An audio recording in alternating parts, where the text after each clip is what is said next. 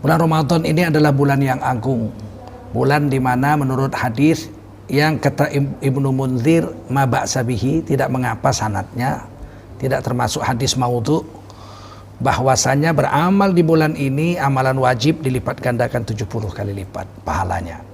Beramal sunat sebanding pahalanya dengan amalan wajib di bulan yang lain. Oleh karena itulah berlomba-lomba orang di bulan Ramadan ini untuk membayarkan zakat harta mereka, zakat mal mereka selalu diatur untuk jatuh temponya itu di bulan Ramadan. Mereka berharap mendapatkan pahala 70 kali lipat lebih besar daripada berzakat di bulan-bulan yang lain. Maka ini tidak dipersalahkan, tidak masalah jika orang mengambil startnya, haulnya kalau dalam bahasa Indonesia yang sekarang terkenal dari bahasa Arab, haul. Karena zakat ini haulnya setahun sekali jatuh temponya. Nah, ini mereka selalu mengkaitkan zakat harta mereka itu dijatuhkan pada haulnya itu pada bulan Ramadan. Sehingga setiap bulan Ramadan mereka akan membayar zakat harta mereka. Nah, saudara-saudara yang mulia, apakah harta zakat itu, zakat harta itu mesti dijatuhkan di bulan Ramadan? Tidak mesti. Dia menurut haulnya aja. Kalau memang sudah jatuh temponya ya bayarkan gitu.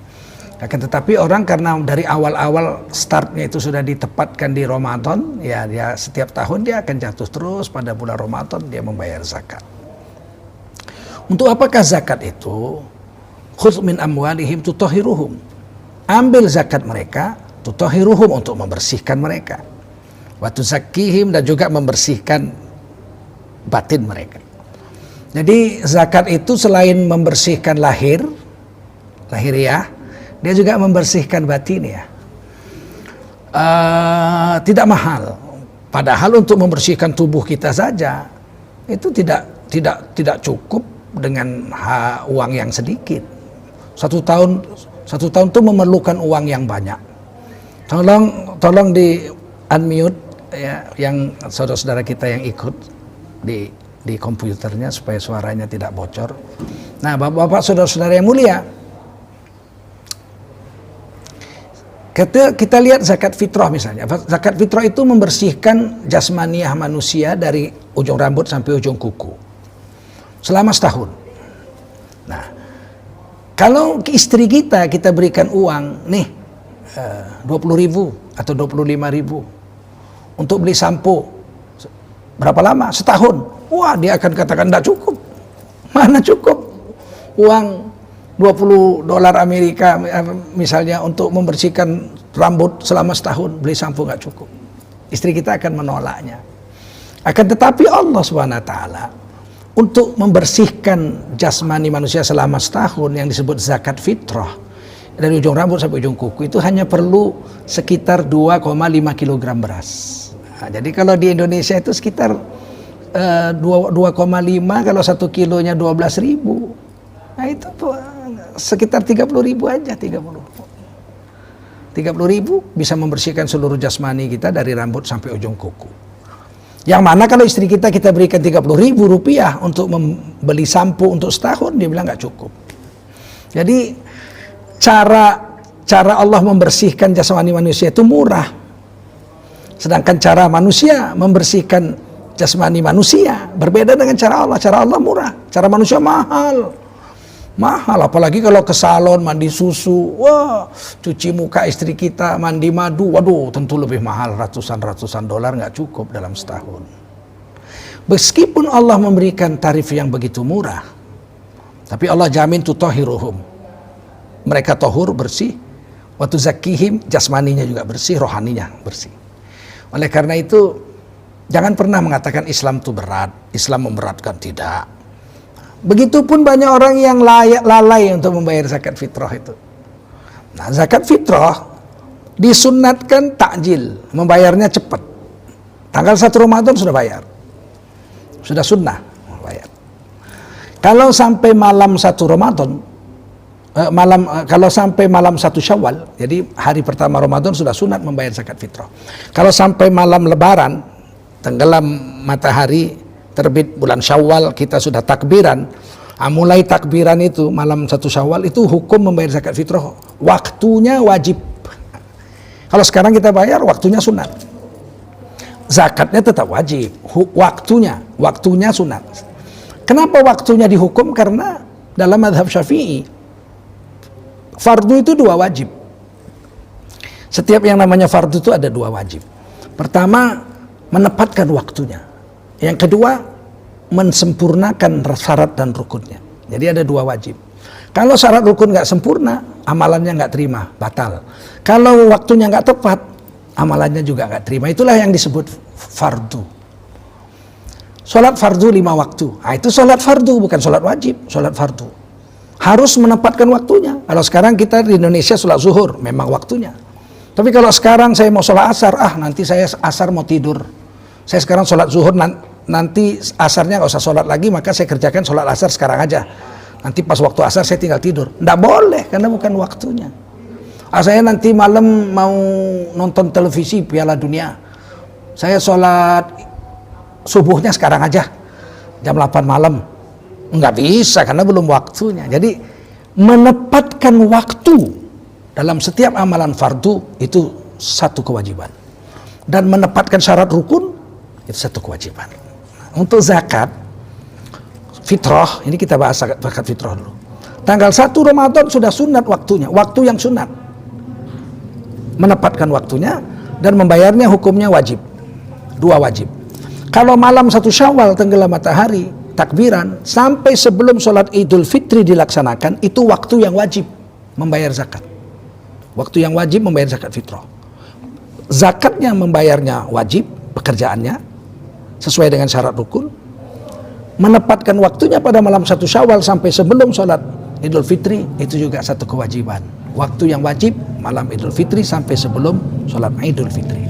Setelah sholat Idul Fitri dilaksanakan, zakatnya wajib dibayar juga. Wah, saya belum bayar, maka waktu yang makruh, waktu yang dibenci oleh Allah, termasuk lalai.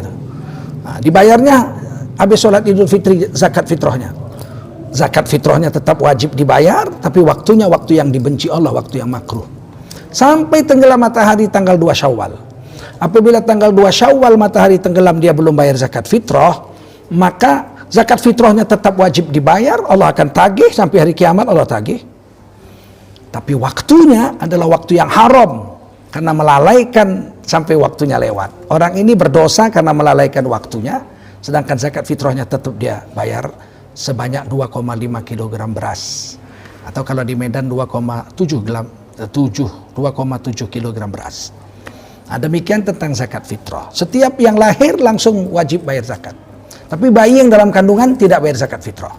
Tapi begitu dia lahir, dia keluar nangisnya, sudah, dia wajib dibayar zakat fitrahnya sebanyak 2,5 kg beras selama setahun, atau 2,7 kalau di Medan, karena takarannya kalau di Medan munjung, 1 mud itu punjung, sedangkan kalau 1 sok itu munjung. Kalau di Jawa 1 sok itu dikepret pakai bambu, cret, rata. Jadi di Medan itu 2,7 kg zakat fitrah, kalau di Jawa itu 2,5 kg zakat fitrah.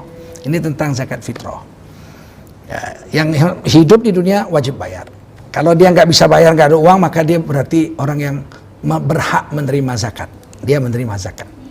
Kalau banyak yang ngasih dia zakat hari itu, banyak sekali sehingga sampai sekarung, lebih dari dimakan, dia keluarkan pula zakat dia kepada yang lebih miskin daripada dia, atau yang setara miskinnya yang nggak dapat zakat dari orang.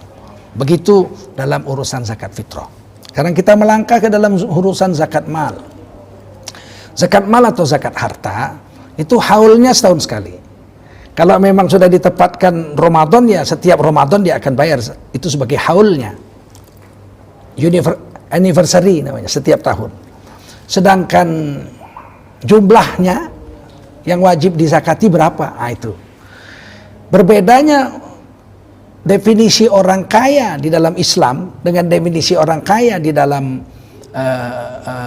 hukum ekonomi dunia, itu berbeda. Kalau hukum ekonomi dunia tidak ada batasan siapa orang kaya. Bill Gates masih merasa miskin mungkin. Konglomerat kita di Indonesia mungkin masih merasa miskin. Tetapi kalau dalam Islam, kaya itu sudah ada definisinya. Siapakah orang kaya? Dalam Islam, orang kaya adalah orang yang memiliki harta senilai 82 gram emas. Ada yang mengatakan 85 gram emas. Saya mengambil 82 gram emas. Jadi 82 gram emas itu kalau kali 700 itu ya sekitar berapa sekarang? 8 kali 7 ya. Itulah sekitar 60-70 juta. Kalau kita punya uang 70 jutaan rata-rata setahun tuh kita simpan, nggak kita ambil-ambil karena ada sumber makan yang lain.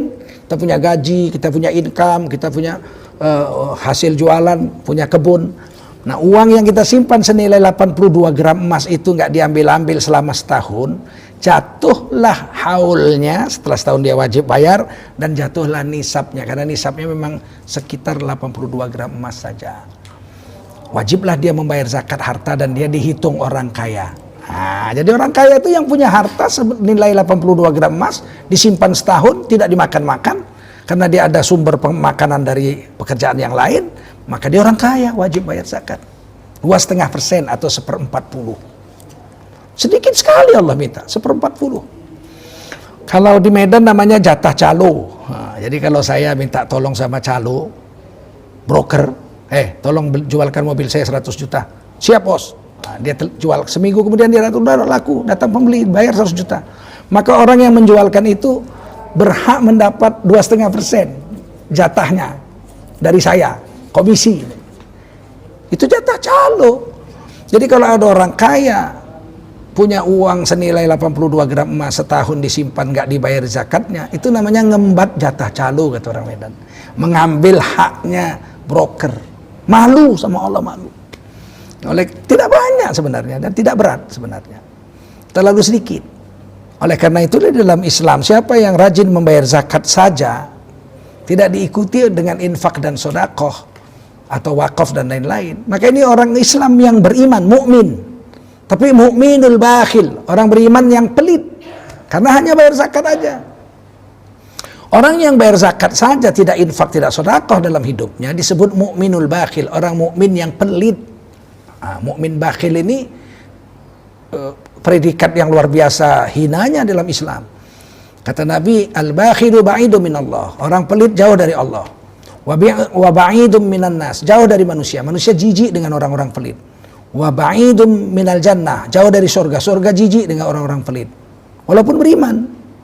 Wa qaribun ilan nar, dekat ke neraka. Neraka senang banget manggil-manggil siang malam. Mari, orang-orang pelit, mari sini. Mari, orang-orang pelit. Walau beriman, dipanggil sama neraka kalau pelit. Maka kita disuruh berinfak, sedekah di samping berzakat.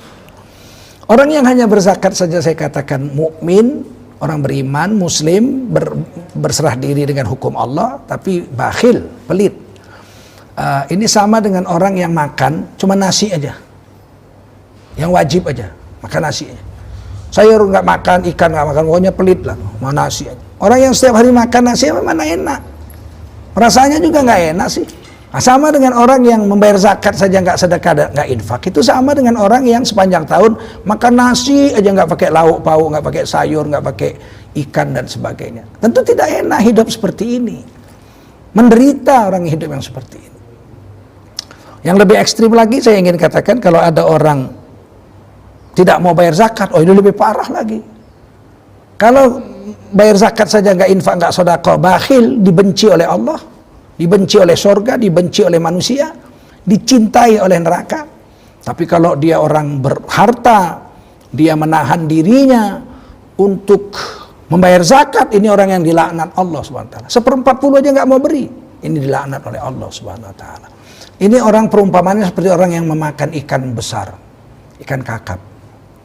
Dia bilang saya mau beli ikan, dia pergi ke pasar, dia pakai uang dia sendiri, dia beli ikan kakap 1 kilo seekor. Sampai di rumah dia goreng bulat-bulat. Kemudian dia makan dari kepalanya sampai buntutnya. Sampai kucing terpelongo gitu. Kucing terpelongo. Ada orang makan ikan lengkap dari kepala sampai buntut, sama tulang-tulangnya, sama insang-insangnya, sama sirip-siripnya dimakan semua. Apakah dia menjadi sehat? Dia menjadi celaka, menjadi mudarat, nyangkut tulang di lehernya. Dibawa ke dokter, dokter pun kaget, terkejut, kok ada tulang di lehermu? Sampai dioperasi, diambil tulangnya. Dia bilang, saya ini beli ikan 1 kilo, saya goreng bulat-bulat, saya makan semua bulat-bulat. bodoh kamu, kata dokter. Kamu gila apa? Kamu mau membuat dirimu celaka. Nah, beginilah perumpamaan orang yang punya harta nggak bayar zakat, dia mencelakakan diri. Sebab harta yang diberikan Allah kepadanya itu harus disyukuri. Cara mensyukurinya, mengeluarkan zakatnya agar bersih. Jadi ikan yang 1 kilo dibeli itu harus dia sisii dulu, buang sisiknya. Sisiknya untuk semut, bagi-bagi dong. Sirip-siripnya untuk bebek, insangnya sama isi perutnya untuk ayam. Baru dipotong-potong, digoreng. Waktu digoreng dimakan, dagingnya aja, tulangnya untuk binatang yang lain, untuk kucing dan lain-lain yang mau memakannya. Kalau kita makan semua bulat-bulat, semut nggak dapat, hewan-hewan lain nggak dapat, ini orang mencelakakan dirinya sendiri. Jadi oleh karena itulah saudara-saudaraku kaum muslimin muslimat, mari kita tetap membayar zakat supaya kita termasuk orang yang beriman, mukmin, muslim yang berserah diri dengan hukum Allah. Tambahi dengan infak sedekah. Apakah infak? Infak itu asal kata nafkah, nafkah dalam bahasa Indonesianya. Orang dulu kalau ditanya, bapak-bapak saya, paman-paman saya, tetangga-tetangga saya, waktu saya kecil saya tanya, pagi-pagi mereka pergi, mau kemana Pak Ci? Mereka katakan, mau cari nafkah nak, cari nafkah. Dari bahasanya udah diatur, mencari nafkah. Artinya apa? Kalau dapat, dinafkahkan. Untuk anak istri, keperluan wajib, keperluan sunat, untuk tetangga, untuk orang miskin, untuk agama, dinafkahkan, diinfakkan. Karena memang mencari nafkah akan diinfakkan. Hari ini orang kalau ditanya, kemana Pak? Cari duit. Mau kemana Pak? Oh, saya mau cari duit. Ya cari duit, dapat duit, udah. Menikmati sendiri. Nggak ada yang diinfakkan orang yang dicarinya duit. Hari ini kita harus tukar kembali. Mau kemana? Saya mau cari nafkah. Kalau dapat dari Allah nafkah yang saya cari ini, akan saya infakkan di jalan Allah SWT. Untuk anak istri saya, makan, minum, pakaian, kontrakan rumah. Untuk sekolah anak saya. Untuk pakaian istri saya. Ini nafkah-nafkah yang wajib. Kemudian ada nafkah yang sunat. Ya. Nafkah yang sunat misalnya apa? Membangun madrasah, ya, yang sudah berdiri, direhab-rehab dikit. Kalau membangun madrasah pertama itu wajib hukumnya. Makanya saudara-saudara kita ini yang dari Australia akan membuat Islamic Center. Ini hukumnya wajib. Seluruh orang Islam yang ada di Australia, khususnya yang ada di kota Sydney, itu wajib mengeluarkan hartanya sebagai infak agar Islamic Center itu berdiri. Sebab ini satu kewajiban. Untuk itu thalabul ilmi, itu menuntut ilmu itu faridah. Ala kulli muslim, wajib, fardu atas setiap orang muslim. Nah, karena wajibnya menuntut ilmu tentu harus ada tempat menuntut ilmunya. Sesuatu yang membawa kepada wajib hukumnya jadi wajib. Saya mau berwudu, sholat. Wudu itu wajib untuk sholat. Tiba-tiba saya lihat ada sumur.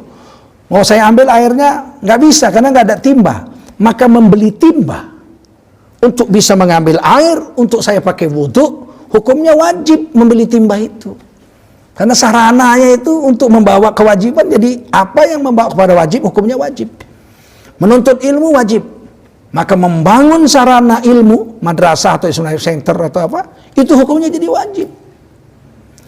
Kalau ada orang Islam 40 orang, dewasa semua, sehat semua, wajib mereka mendirikan Jumat. Nah, mendirikan Jumat di satu tempat, apakah tanah yang dipagar aja atau masjid bentuk bangunan. Maka untuk membeli tanah dan membuat bangunan masjid, hukumnya menjadi wajib. Nah, bagaimana menegakkannya? Nggak mungkin pakai uang zakat, terlalu sedikit. 1/40. Maka kita pakailah untuk jalan ini uang infak dan sedekah.